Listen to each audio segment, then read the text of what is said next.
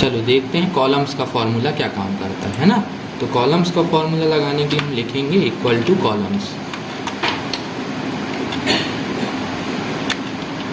Columns है ना। Columns लिखने के बाद हम यहाँ कॉलम्स को गिनते हैं। तो हमने ये 2 कॉलम्स सेलेक्ट कर लिए, तो इससे पता चलेगा कि ये कितने कॉलम है। तो यहाँ दिख रहा है 2 कॉलम है, 2 को सेलेक्ट किया था, है ना। अब जैसे हम इसको यदि लॉक कर दें, ये B6 जो है इसको लॉक कर दें, तो इसको लॉक करेंगे तो मतलब ये एक साइड से स्टॉप हो जाएगा, है ना।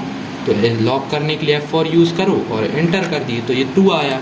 जैसे ही हम इसको ड्रैग करेंगे नेक्स्ट वाले सेल पर, तो 2 की जगह क्या आएगा, 3 आएगा। अब यहाँ देखो तो आप यहाँ एक सेल बढ़ गया है। इसी तरह ड्रैग करने में सेल जो हैं वो काउंट में बढ़ते जाएंगे, ठीक है।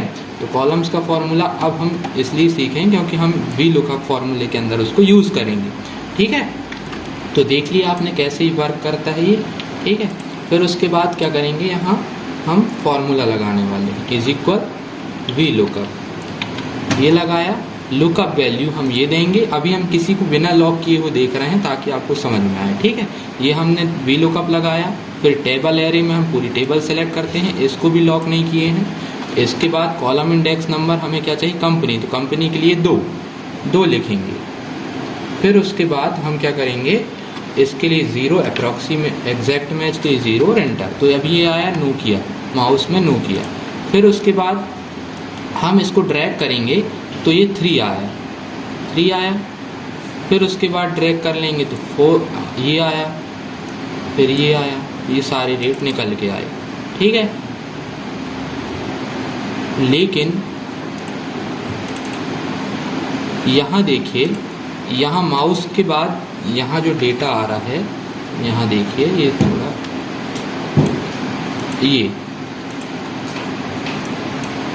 ये सब एरर आ गई। क्यों? क्योंकि यहाँ पर जो है ये सेल का रेफरेंस कुछ अलग हो गया है। ये देखिए टेबल जो है, हम टेबल लॉक नहीं किए थे तो ये टेबल भी खिसक गई है। ये देखिए इसका एरिया ये बढ़ गया है, इसलिए हमें लॉक करना ज़रूरी होता है। और हम ड्रैग करने में एक बार में सभी फॉर्मूले लगाएं, इसलिए हम इसके कारण भी हम लॉक कर लेते हैं। तो चलिए हम एक बार में लगाना सीखते हैं, ठीक है। चलिए तो यहाँ पर हम क्या करेंगे, फिर से लगाते हैं इज इक्वल VLOOKUP,